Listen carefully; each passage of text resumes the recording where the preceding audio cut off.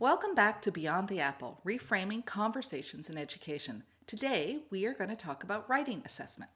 Yes, and we're going to be considering some young students' writing under the umbrella of how well they organize their ideas and allow their voice to come through in their writing. Okay, so we're just looking at one specific area right now.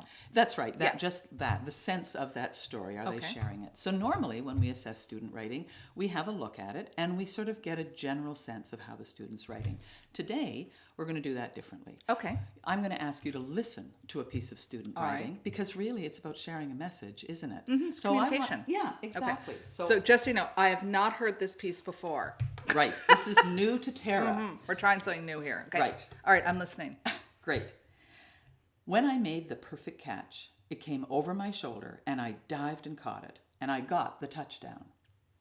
So what do you think? Very visual. Yes. Very visual. I could see the student running, Yeah. catching the ball. The touchdown was a good clue because I wasn't sure what kind of ball they were Right. going after, but the touchdown, football. Yep. For anyone else who might have missed that. No, it's very visual. I could see it's definitely a very strong beginning to a Sure. story. Right. So I think that's the key. It's the strong beginning to a story. Right. So we're saying this child clearly can organize his ideas. He has a sense of voice. But what's the next step? Right. So you're saying it's the beginning to a story. So we know as teachers we're going to take that child to the next step of story writing. Like what happened after the touchdown or even what happened before. Absolutely. Right? That's okay. right. Okay. So that's listening to a student's story. Now let's look at the student's story. Okay. Because we'll find some differences. So here is the student's story. Whoa. Okay. So what? Right. So if we had just seen that, Yes.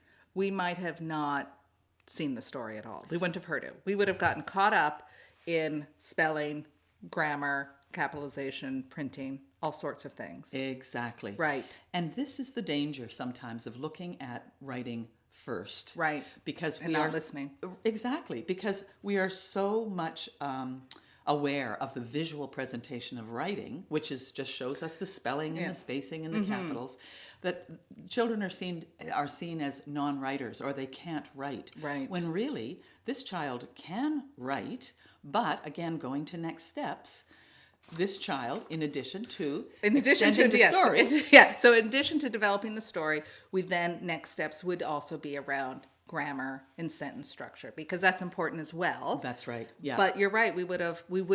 So this is a good example of appreciative inquiry, right? Yes. This is what the student does, the idea part, the story part, very well. Yes. Now we need to see where we can help the student grow with their writing ability. Exactly. Right. And just taking that one step further, the first impression is it's all terrible misspellings and what's going on. But the first thing we would do is say which words are spelled correctly and build on those and find the next steps. Right. So it's lovely sometimes to have an opportunity to listen as a way of writing assessment. And I would have them read that back.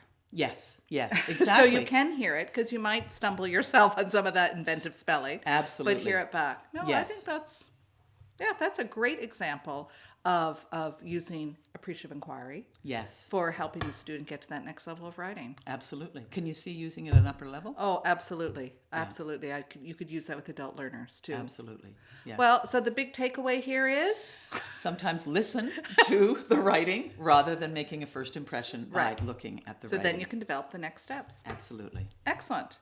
Please visit us at beyondtheapple.com or follow us on Twitter.